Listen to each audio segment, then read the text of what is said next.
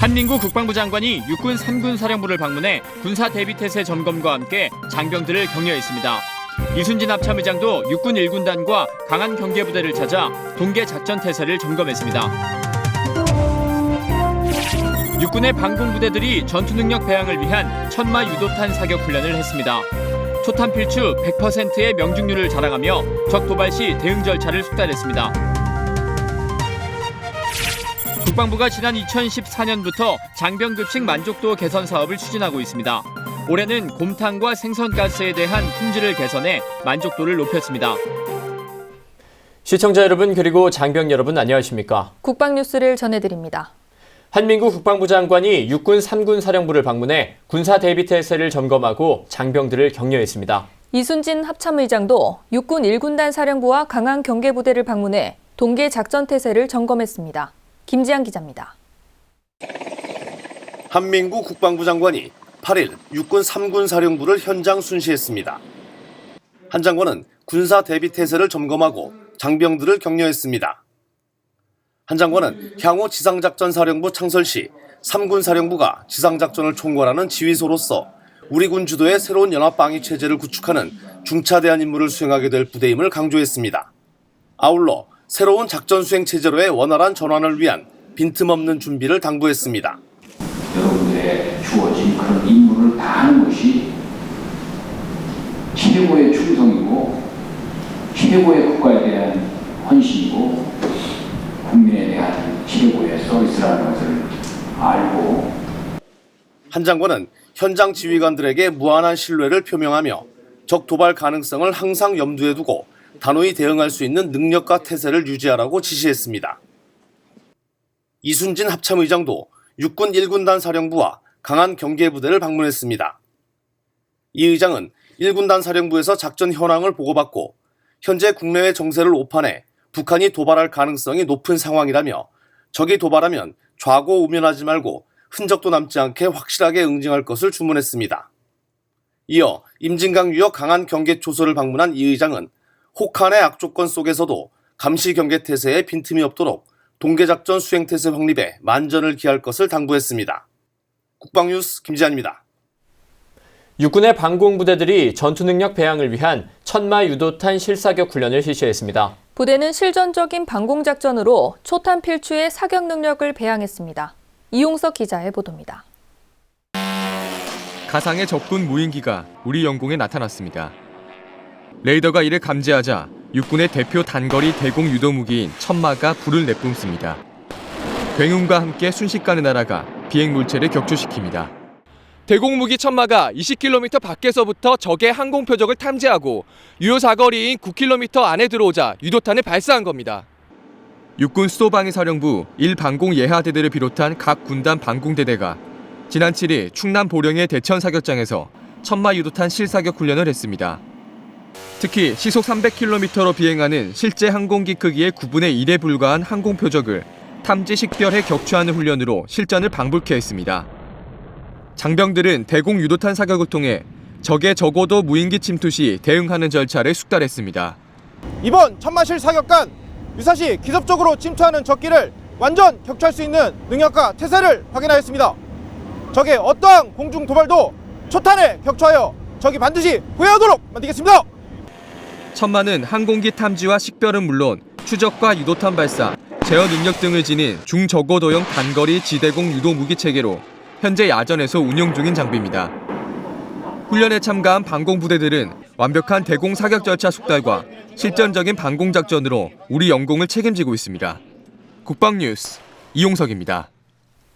국방부가 장병들의 급식 만족도를 높이기 위해 지난 2014년부터 품질과 제도를 지속적으로 개선하고 있습니다. 올해는 만족도가 낮은 곰탕과 생선가스를 품질 개선 시범사업 품목으로 선정해 장병 만족도를 높였습니다.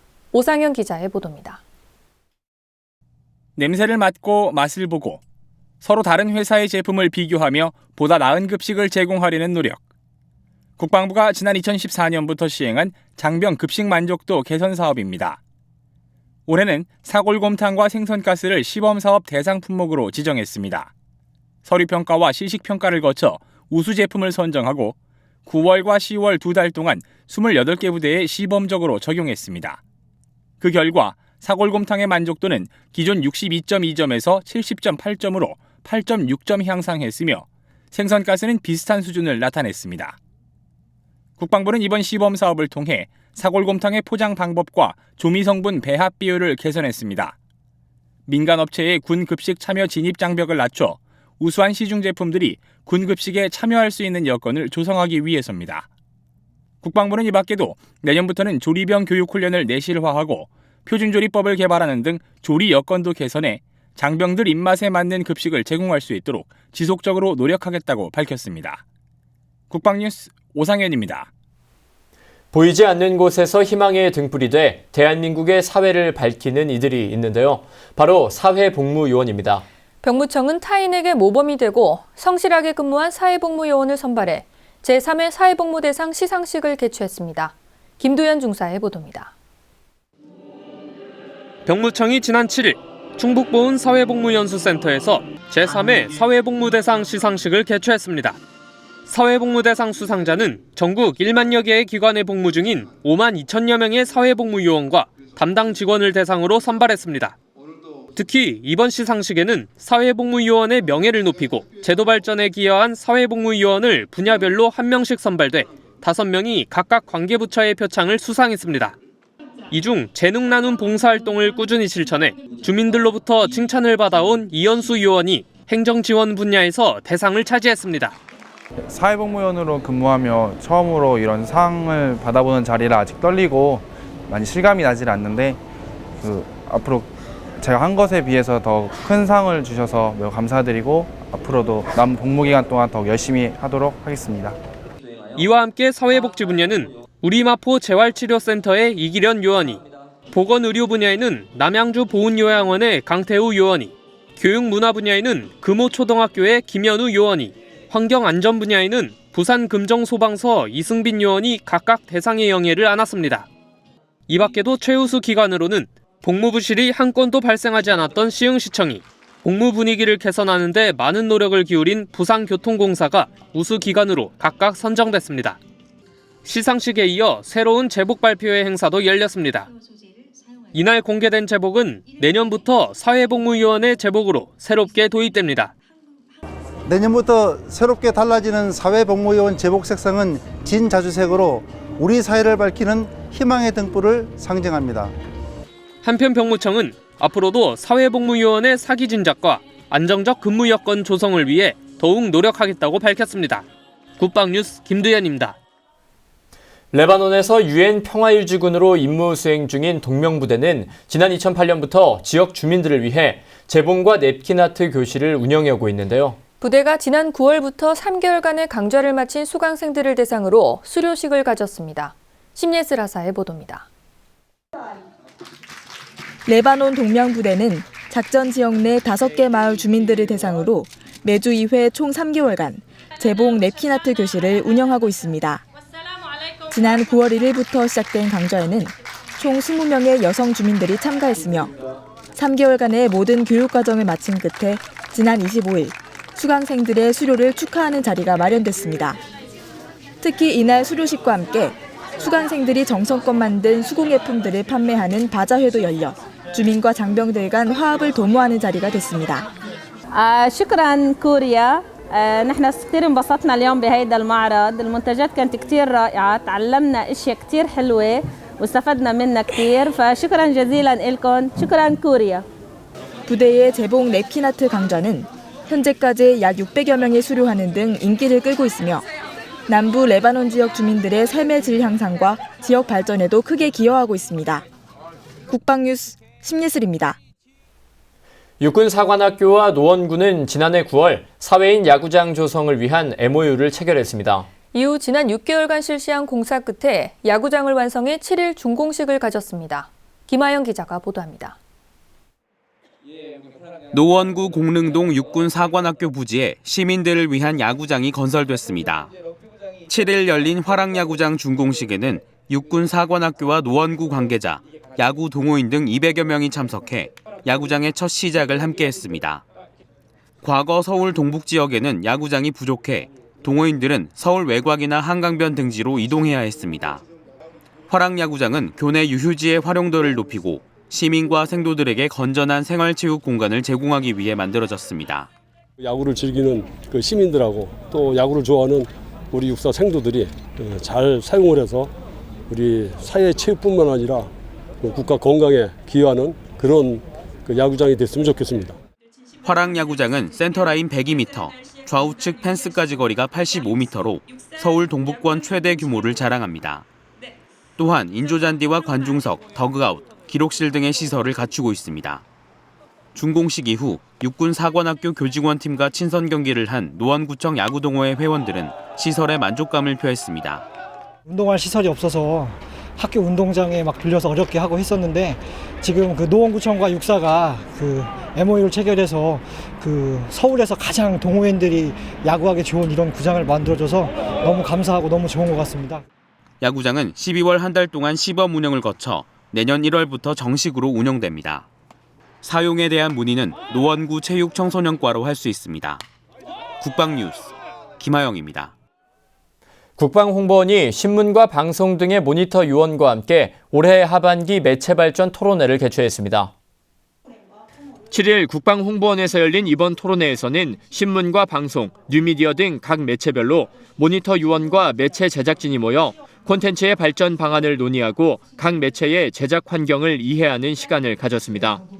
한편 이에 앞서 열린 올해 우수 모니터 시상식에서는 한나영, 민혜영, 차영의 모니터 요원이 각각 국방일보와 국방TV, 국방FM 부문에서 우수 모니터로 선정됐습니다.